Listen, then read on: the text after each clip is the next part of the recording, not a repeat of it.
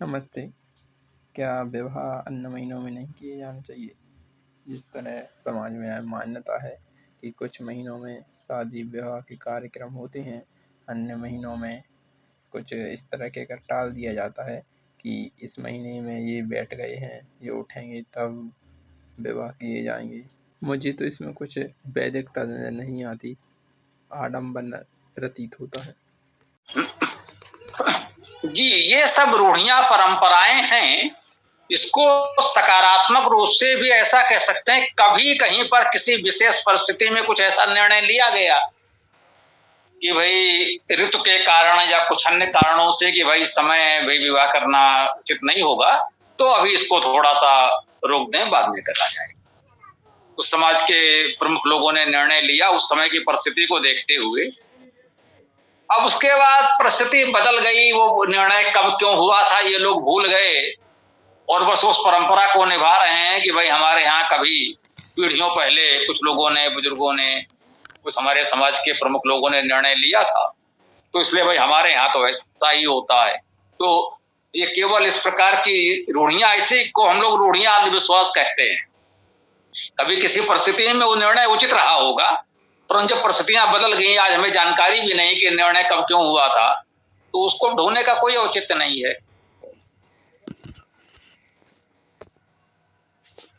जी स्वामी जी। स्वामी जी नमस्ते सर। थोड़ा सा जोड़ते हुए ये कहना चाहता हूँ, जैसे अभी जो सीताराम जी ने बात उठाई कि विवाह जो है ज्यादातर पौष माह में नहीं किए जाते, क्योंकि पूष में इतने कड़ाके की ठंड पड़ती है कि लोगों को संभलना मुश्किल हो जाता है। उसी तरह से वर्षा ऋतु है, तो वर्षा ऋतु में आवागमन अवरुद्ध हो रहे हैं। तो ये सारी चीजें देश काल ऋतु परिस्थिति उन सब के चलते हुए निर्णय लिए जाते हैं। यद्यपि ये बात बिल्कुल सही है आपकी कि वैदिक परंपरा में इनका कोई जगह नहीं है, और वैसे आपके विवाह करने के लिए या किसी कार्य के लिए कोई मनाही कभी नहीं है।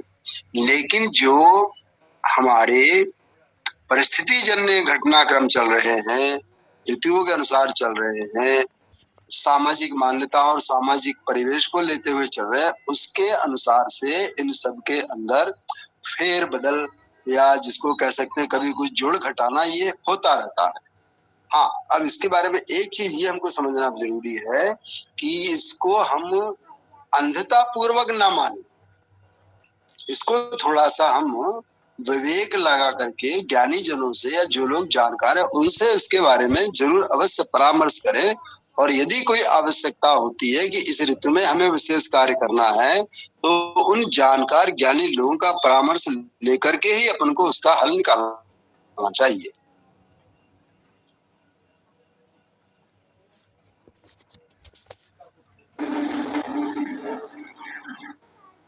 स्वामी जी नमस्ते। विवाह संस्कार पर चर्चा चल रही है। एक परंपरा और है समाज में, पौराणिक मान्यता के अनुसार ग्रहों की स्थिति को मानते हैं और कहते हैं कि जब शुक्र उदय ना हो, कहते हैं शुक्र ग्रह का उससे वो लगाते हैं कि शुक्र तारे का उदय दिखाते हैं कि अगर शुक्र उदय अभी नहीं हुआ है, शुक्र डूबा हुआ है, इसलिए अब जो विवाह संस्कार वर्जित। तो मैं जानना चाहता हूं कि ये शुक्र का संबंध क्या हमारे ग्रहों की स्थिति से या कुछ और है? जरा थोड़ा इस पर अपना प्रकाश डालें।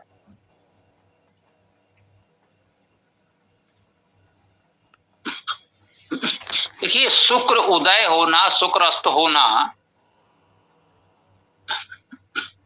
ये सापेक्ष है, ये सब हम लोग जानते ही हैं। और कल तो पंचांग पर विशेष चर्चा होनी ही है, पंचांग के आचार्य लोकेश जी होंगे। इन ग्रहों आदि के विषय में जो कुछ भी ये उदय अस्त इस राशि में, इस नक्षत्र में आदि आदि बताया जाता है, उस सबका एकमात्र उद्देश्य काल गणना ही है। कोई समय है, जैसे कोई कहे भाई सूर्यास्त के पश्चात ये नहीं करना चाहिए, तो उसका आशय यही हुआ कि जब सूर्य अस्त हो जाएगा तो अंधकार हो जाएगा, उस समय ये कार्य करने में सुविधा होगी। तो भाई सूर्यास्त के पश्चात नहीं करना चाहिए, भाई जब तक सूर्य है प्रकाश में आप कर लीजिए। तो वो केवल कालगणना का समय है कि दिन के समय सूर्य के प्रकाश में कर लीजिए। अब आपके पास प्रकाश की इतनी व्यवस्था है कि सूर्यास्त हो जाए तो हो जाए, कोई समस्या नहीं है। अब तो सारे कार्य सूर्यास्त के पश्चात भी होते रहते हैं, अर्धरात्र में भी वैसे ही होते हैं जैसे मध्याह्न में होते हैं, तो वो समस्या समाप्त हो जाती है। तो ऐसे ही शुक्रास्त आदि का संबंध कुछ ये होगा कि भाई जिस समय शुक्रास्त होता है वो ऋतु चक्र ऐसा कुछ, जैसे अभी उन्होंने कहा ठीक बात है, अत्यधिक वर्षा के समय आवागमन रुक गया, सारे अभियान रोक दिए जाते थे चातुर्मास। अब वो बरसात के समय वर्षा ऋतु में जितने भी सन्यासी महात्मा जो भी कह लें विद्वान वो एक स्थान पर रहेंगे, वहीं उनका जो भी प्रवचन आदि होगा वो यात्राएं स्थगित, क्योंकि पहले इतनी सुविधाएं तो थी नहीं यात्रा की। क्यों अब कच्चे रास्तों पर पैदल चलना है, अधिक से अधिक बैलगाड़ी हो गई तो बड़ी बात है। तो वर्षा काल में तो यात्राएं स्थगित हो जाती थी। अब आज की सुविधा में कोई ऋतु हो कुछ भी हो, सारी यात्राएं होती रहती हैं, कुछ भी नहीं रोका जा सकता, दिन रात कभी कुछ नहीं, यात्रा नहीं रुकती। तो आज की स्थिति में स्वाभाविक है ना, उसका कोई महत्व नहीं रह जाता।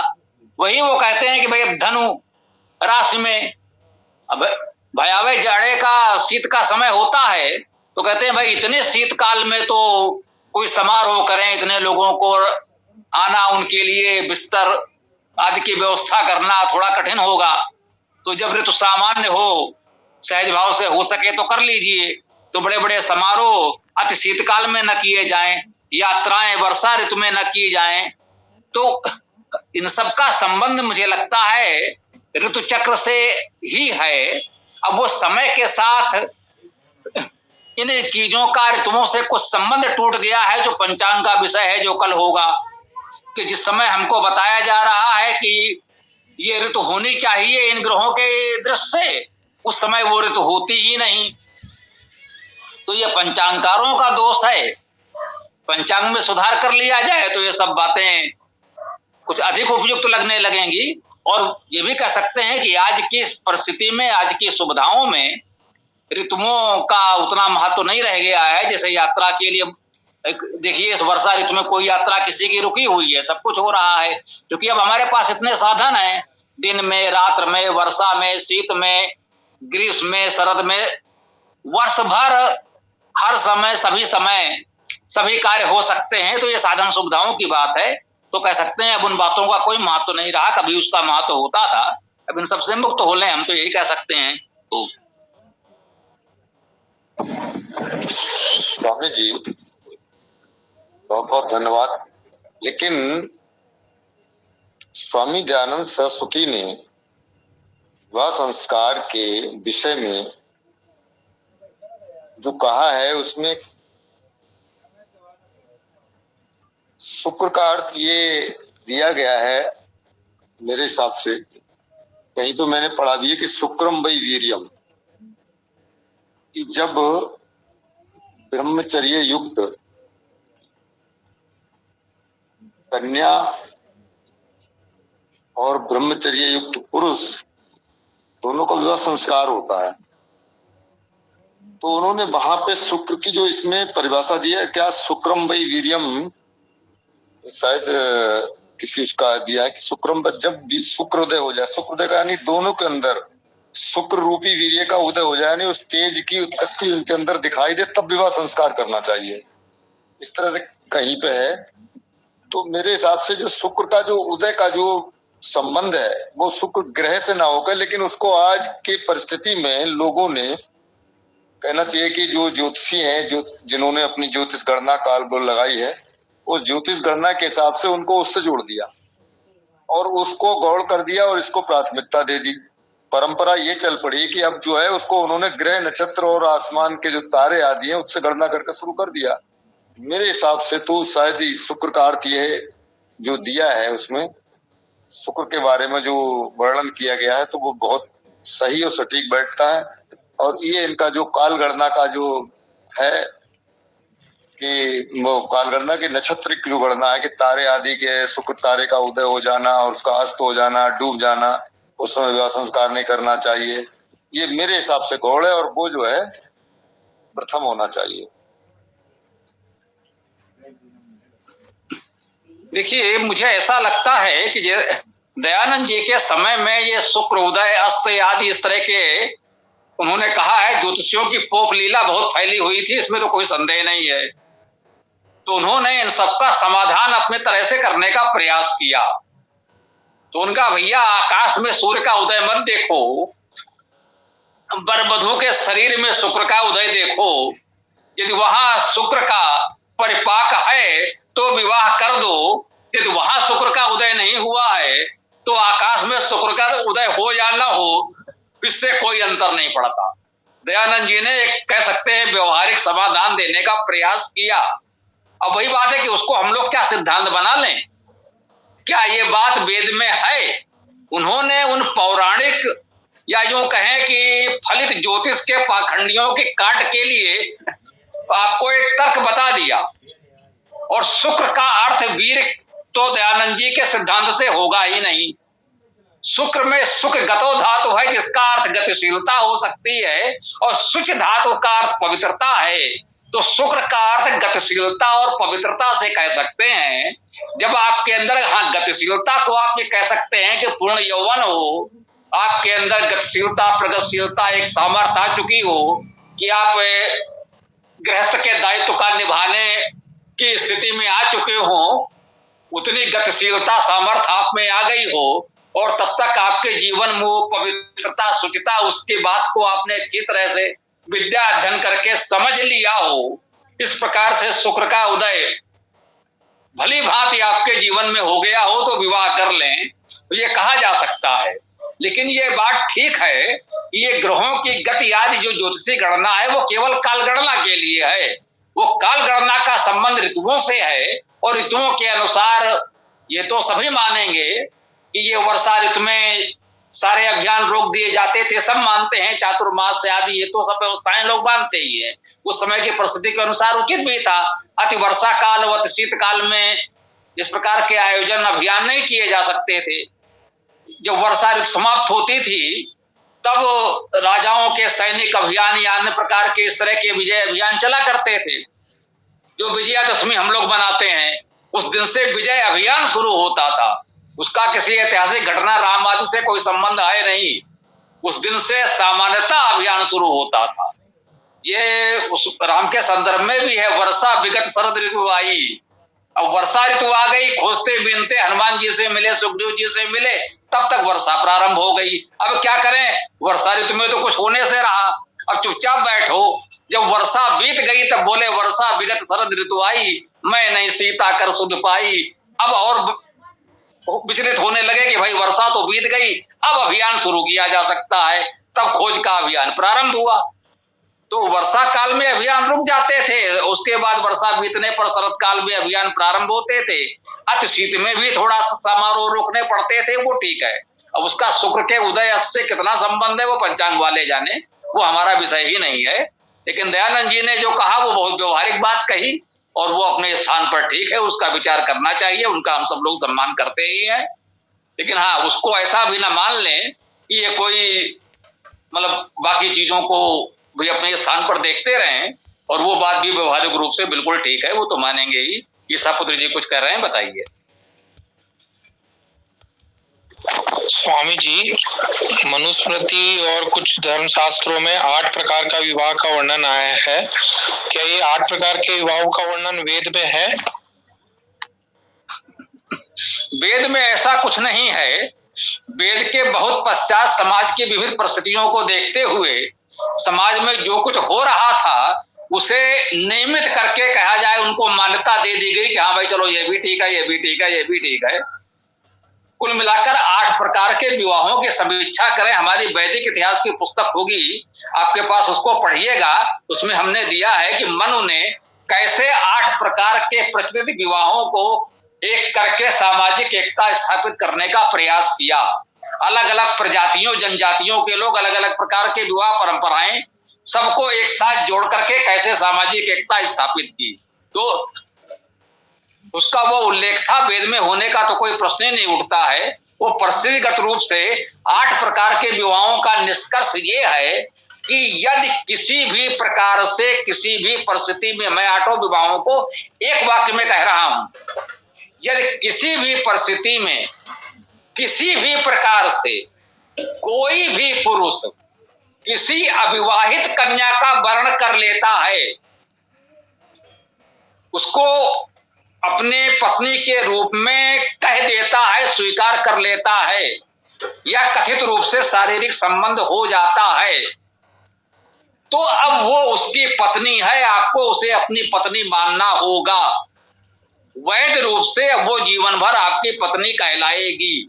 8 प्रकार के विवाहों का निष्कर्ष ये है, किसी भी परिस्थिति में आप बड़े शक्तिशाली हैं, आपने बलपूर्वक किसी कन्या का हरण कर लिया, 2 युवाओं में परस्पर प्रेम हो गया, आप किसी परिस्थिति में बड़े काम वासना से पीड़ित थे, कोई युवती सो रही है, मूर्छित है, जैसे तैसे आपने उसे छू लिया, एक बार आपसे भूल चूक कैसे भी हो गई ना, ठीक है, कोई बात नहीं।